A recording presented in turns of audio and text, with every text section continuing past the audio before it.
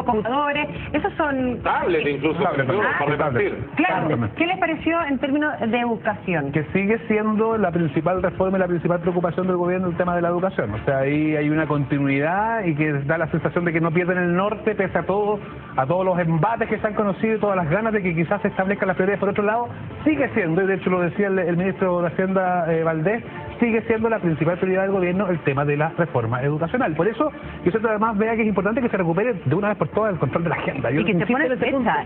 Que de una vez por todas tiene que reencauzarse, que el país tiene que seguir trabajando, tiene que volver a una cierta normalidad. Te guste o no te guste, para eso está justamente el debate que se da en el Congreso. Y en el tema de la educación a mí me llama la atención que ella tiene súper claras las fechas, no así en otro tipo de reforma y en otros temas que abordó.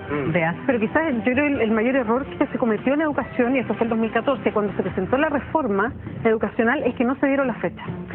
A mí me faltaba, ¿cómo se llama esto? Tiene un nombre de publicidad. La carta de la reforma. Planificación. Exactamente, se demoraba mucho tiempo porque la gran crítica fue, pero como parten por esto, que era la gratuidad, el final copago, final lucro, final la selección, cuando nos interesa lo que pasa al interior del aula. Yo creo que está todo conectado, pero independiente de eso.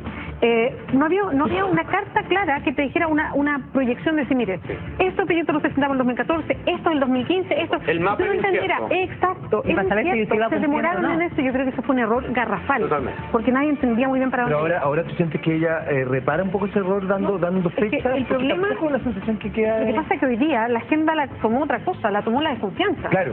Entonces, ¿cuándo vamos a recuperar la discusión por educación que siguen las comisiones? Siguen trabajando. Entonces, yo creo que hay varios temas que son interesantes. Nosotros lo comentamos antes del discurso, ¿se acuerdan? Decíamos, ¿cómo la presidenta va a tratar de decir, terminamos esto, hagamos una nueva, partamos con un envión distinto, cerremos lo de la corrupción y partamos con un envión distinto? Y queríamos ver qué frase ocupaba. Yo creo que ahí se perdió una oportunidad de tomar un poco más la agenda. No sé cómo lo ven ustedes. Yo creo que ella hizo esta primera declaración pública abriendo el discurso diciendo, quiero que recuperemos la confianza, eso es mi norte, esto quiero dejar como legado. Bien. Y otra de ¿Qué las pasó cosas... después? Yo no la... Todos los alumnos de los primeros 3 quintiles, al 60% de mayor vulnerabilidad, va a tener gratuidad total, no solamente como beca, sino gratuidad total y efectiva, fue como dijo la presidenta. Pero sí mismo uno ve anuncios muy importantes en salud. Perdón, respecto a ese tema de educación, algunos dicen que ya está más o menos adelantado, que ya se sabía que por lo menos estos 60% parte de ellos tenían este beneficio a través de becas. No, hoy día las becas permiten, en el mejor de los casos, con becas, cubrir un 50%, pero no es lo mismo una beca que la gratuidad, porque la gratuidad se hace cargo del arancel real y no del arancel de referencia. Por lo tanto, la medida que la presidenta nos ha anunciado, de hecho, tiene un alto costo y es muy efectiva para cientos de miles de... Secretaría de Discapacidad, parte de los anuncios, gratuidad de la educación para el 60% más pobre del país, del 5% de salud en los jubilados, algunos de estos anuncios que algunos han calificado como poco estridentes en esta cuenta pública. Michelle Bachelet, la sexta en su historia, la segunda de este segundo mandato. Está terminando con esto, Iván, esta transmisión especial a las 1:30 de la tarde, que fue el discurso de este 21 de mayo y las reacciones en Valparaíso. Termina esta... La situación en las afueras del Congreso Nacional el año pasado. Este año bastante control y vamos de inmediato a las reacciones. Está hablando el ministro de Hacienda, Cristina González. Adelante. Exactamente, lo escuchamos. Está creciendo menos de lo que nos gustaría, pero el país no está estancado. El país está avanzando. Los anuncios económicos tienen que ver, primero, creo yo, con relevar la importancia de la capacidad de crecimiento de la economía como una tarea central. Eso quiere decir que nos da tarea a todos de priorizar. Pero ya está arriba del auto la presidenta y partiendo de vuelta hacia el Palacio de Cerro Castillo, mientras escuchábamos y volvemos con él al ministro de Hacienda, Rodrigo Valdés. Más empleo. La presidenta aseguró que las reformas no afectan el crecimiento económico. ¿Usted puede dar garantía que la reforma laboral tal cual está no genera problemas? La reforma laboral en particular tiene que tener un balance muy cuidadoso, como hemos dicho la semana pasada, de manera de compatibilizar distintas cosas. Es un cambio fundamental, un reequilibramiento del poder entre sindicatos y empleadores.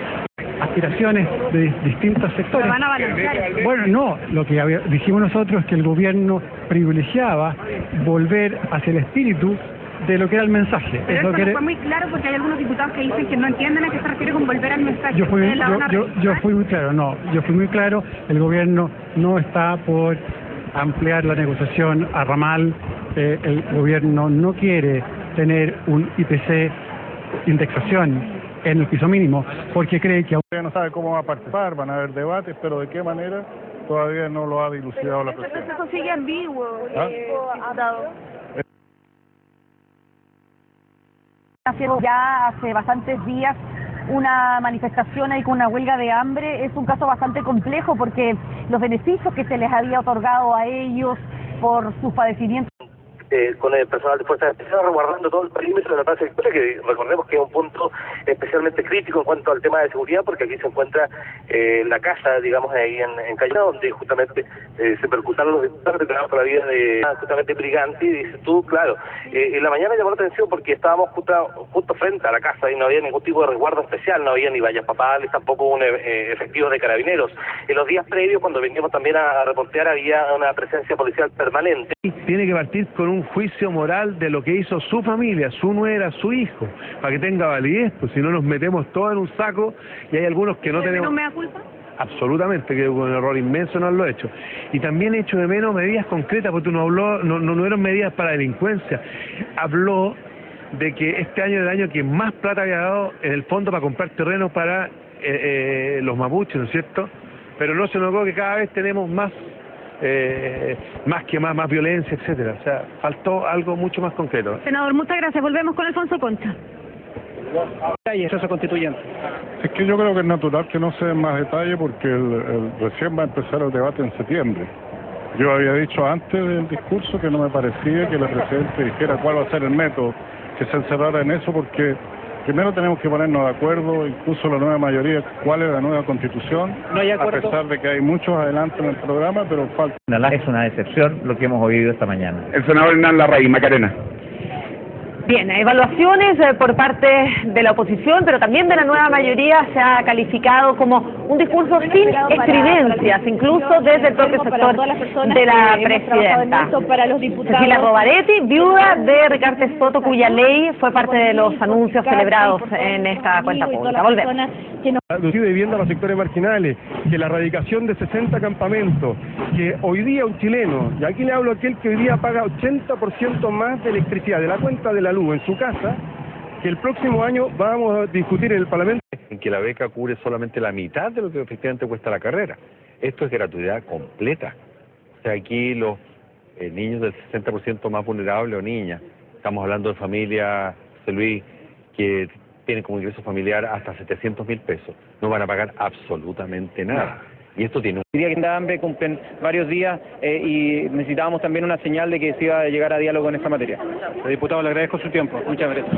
Esta otra diputada, ¿verdad?, del Partido Comunista, Camila... Que destruyendo ya, saqueando algunos locales comerciales. Podemos ver las imágenes, cómo ingresa también el carro lanzaguas y el carro lanzagases, hacia la calle y tratan de dispersar a estos manifestantes. La verdad es que poco a poco comenzaron a llegar y poco a poco también comenzaron a memorar un nuevo aniversario de la Armada por el 21 de mayo y al igual que el año pasado, la verdad que después de eso nos vamos cada uno a nuestras casas. ¿Pero le dieron alguna respuesta de por qué se suspendía este? No, pero si tampoco hubo el año pasado, así es que yo la verdad que me parece que este es un acto republicano el 21 de mayo, hemos escuchado una cuenta pública bien completa de la presidenta en infraestructura, además con muchos desafíos, porque la infraestructura es importante, las obras y el agua son importantes, y ahora entonces este acto republicano sigue con otro acto republicano que es la celebración del 21 de mayo con la... Perdón, 2 segundos, diputada. Estamos en directo para noticias. Senadora Laman señalaba que estábamos con el fin a la retroexcavadora, ¿no? Sí, yo creo que la retroexcavadora nunca fue una buena política. Así que si vamos en el camino de los acuerdos, del diálogo, la verdad es que es bastante bueno. Pero yo creo que lo más importante es decir que en este discurso del 21 de mayo hay 3 aristas. Una completamente que es buena, que tenemos que aplaudir, que tenemos que acompañar. Otra que está bastante ambigua y otra que está definitivamente mal. Y en esa me quiero centrar. Salud. La cartera de salud es la única que no va a cumplir el programa de gobierno. Es la única que la presidenta reconoce en su discurso que la promesa de los 20 hospitales terminados en su mandato no va a ser realidad. Son solamente 12 los que hoy día, a un año, dice que va a poder cumplir. Eso Es un tema tan sensible. es sumamente grave, porque la presidenta nadie la obligó a comprometerse a 20 hospitales, a solo un año bajamos a 12. ¿Quién nos dice que si sigue la misma mala gestión en salud, el próximo 21 de mayo vamos a tener que reconocer solamente 8? Y eso nos tiene tremendamente preocupados. ¿Qué hablar de los hospitales que se sacaron de concesiones? Ni una palabra para Curicó, para Chillán, para Linares, para los hospitales de la Quinta Cordillera, para el Sótero del Río, todos sabemos la gente de Puente Alto. Este es un tema tremendamente sensible y queremos saber si va a haber cambios en salud. La subsecretaría de Redes tiene mucho que decir en este tema. Muchísimas gracias, diputada. Exactamente, como ya nos tiene acostumbrado Soto en sus peroratas, con megáfono, con un grupo de personas que no son muchas, con la Biblia en una mano, que lo acompañan con una bandera, la bandera multicolor de las comunidades gay, que hay con algunos mensajes homofóbicos. Y bueno, todo